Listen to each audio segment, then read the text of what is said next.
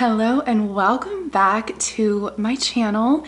I am Marie Murataya. I am a preschool speech-language pathologist, and today I thought it could be fun to dive into some fun speech therapy activities that school-based SLPs can use when you're working with different grade levels.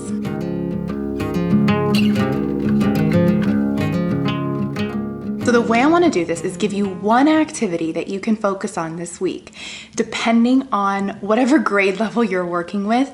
I know for me, I work only with preschoolers ages 3 to 5, but some SLPs that work in the schools might work with every age group from preschool to high school or even 8th grade, and that is quite a mix. So when you are thinking about your therapy plans, if you're a planner or you're not a planner, it's always good to maybe have an idea of what you can do when you're mixing the different age groups, or if you are in one specific age group or grade level, then maybe this is one thing you can focus on doing with certain speech groups this week. Let's start in preschool. In my preschool program, I have a variety of goals that I work on, from pre-linguistic skills to intelligibility, phonology, articulation. I get a whole gambit of things. Something that I notice helps regardless of what goal I'm working on is making, one, a connection with my students, but also being sure that when I am modeling, I'm being very intentional about how I am modeling speech sounds, language skills, so on and so forth.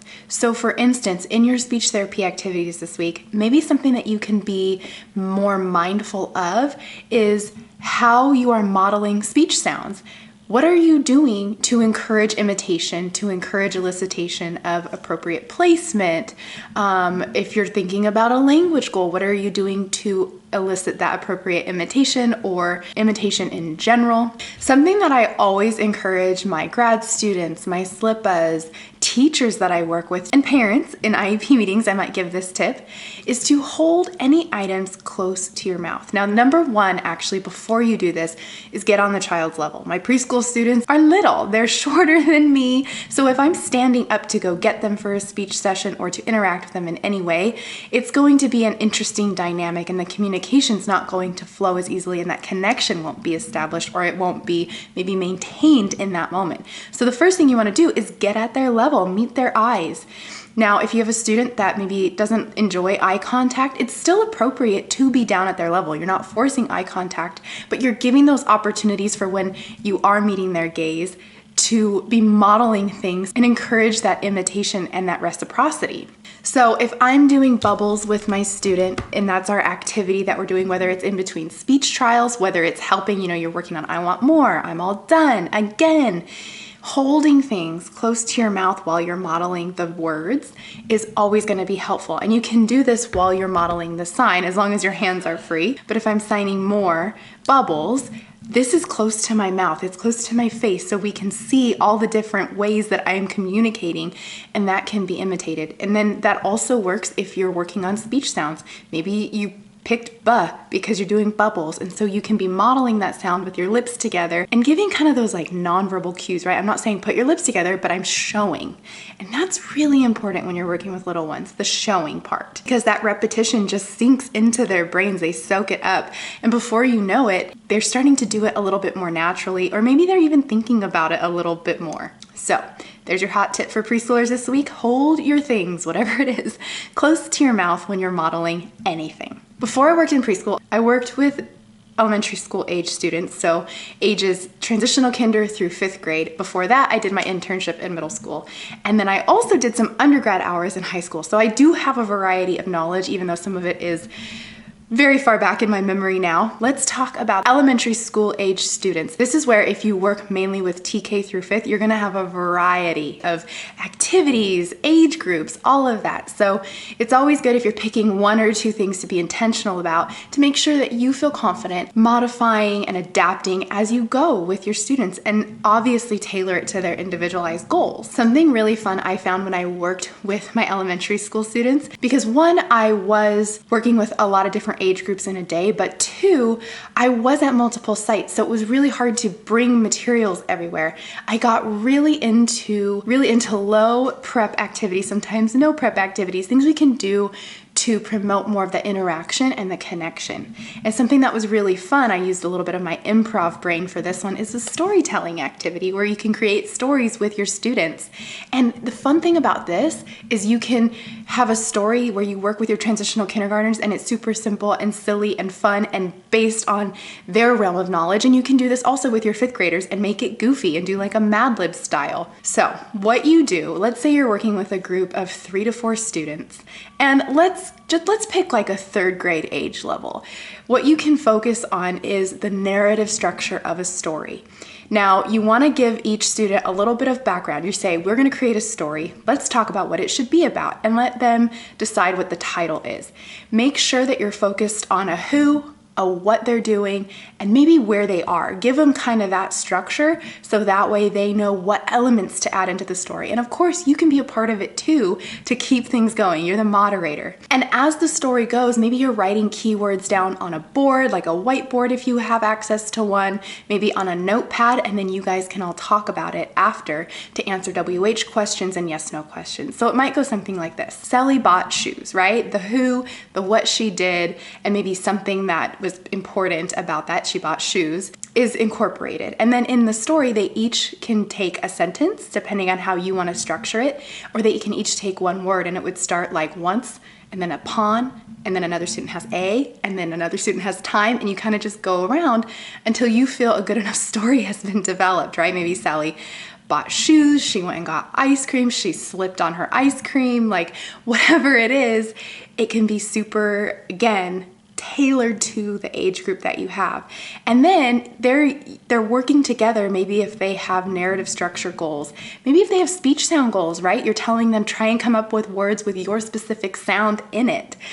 Just adding on kind of the layers and the practice that you can get out of it. And it's so fun and it's really intriguing to the kids because they don't know what's going to come out of their friend's mouth. And so it can be super engaging because you're really attuned to it. You know what I mean? I found a lot of success with this, even with 1st graders. I think that was the youngest age I tried this with. I'd be really interested to see how my kindergartners and my transitional kindergartners might do with something like this. But again, that can be kind of tailored. You can figure out how to maybe bring a book in and have them tell a story about a book so they have the visual cues there of the story. You can put Post-it notes over the words. So like, for instance, Rainbow Fish was one I did this with kindergartners when I was trying to get a language sample. I would put Post-it notes over the words in case they were starting to decode or anything like that. And then just have them go through and tell me the story and work on that first, then last, or whatever. So there's an idea for you for that kind of variety of age group for your elementary school age kids. Focus on storytelling and improvise and have fun and be goofy and silly and enjoy. Middle school. Okay, this was probably my most challenging age group to work with. I think I come from the background and also the desire to like work with the littles and have a super sing-songy voice and all of that. But sometimes with middle school, like they're sarcastic. They don't always feel motivated to do things at school. Like it's a whole new world when you're going from working with little ones to the older kids. And so kind of thinking of ways to keep them engaged. The story game could be great for maybe some of your 6th and 7th graders, and maybe even 8th grade. It kind of just depends. I mean, as an adult, I love that game when I'm in improv, so that could be a really fun thing to tailor to the middle school age.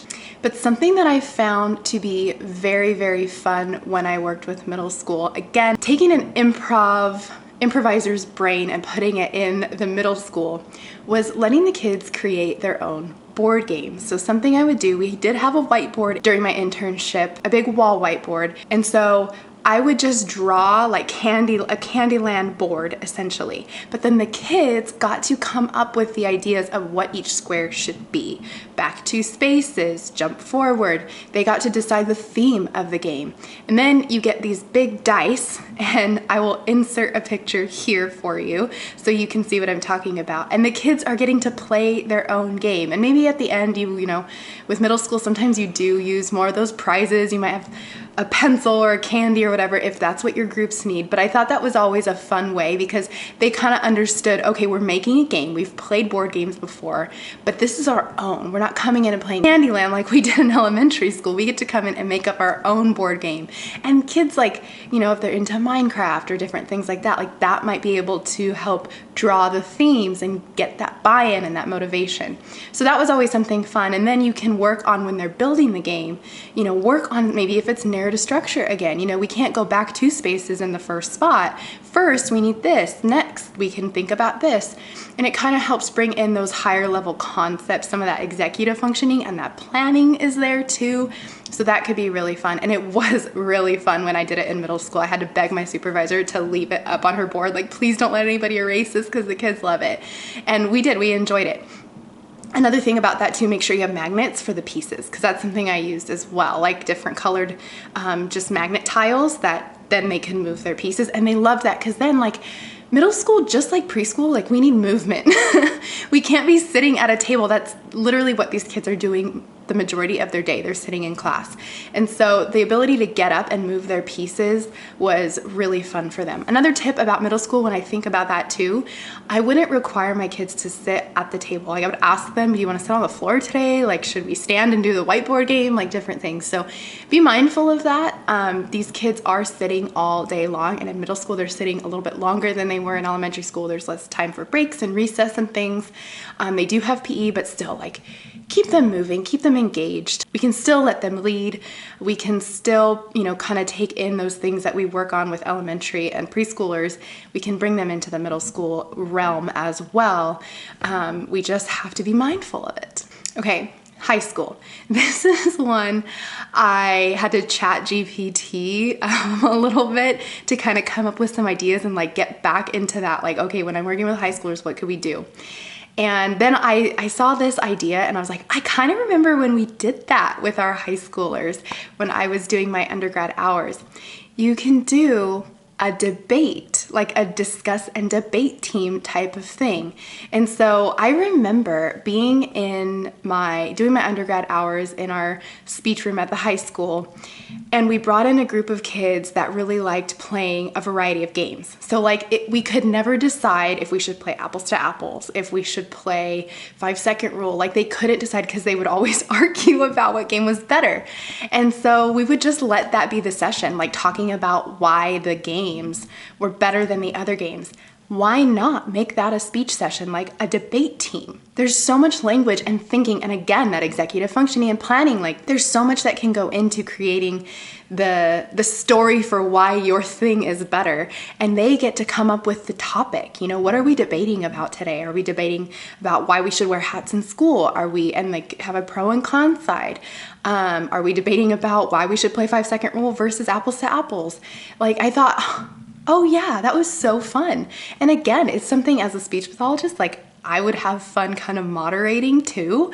You can then, like, be the person, like, I think about it like an improv class where you have the director that kind of throws in, like, a little bit more that non-biased, like, devil's advocate sort of thing. Like, well, what about this? What about this? To keep the fuel going, keep the fire on. Like, I don't know what I'm trying to say, but it just sounds like so much fun, and it can be so much fun. So that was an idea that I thought you might be really into. And this could go for middle schoolers too. I mean, obviously, you know your kids, you know what they can handle, you know what they're capable of. And when you are thinking about, you know, being intentional with these activities, it's on you to tailor things and modify and accommodate based on individualized needs and goals. These are ideas. Take them and do with them what you will. But I hope that this was helpful. It gave you a little bit of inspiration as you go into thinking about your speech therapy sessions this month, this week. And of course, if you have any ideas or questions or comments, like, please throw them below. I'd love to roundtable discussion these as best I can, or include more in the next video, which I will see you in very soon. Thank you for being here, and have a great rest of your day.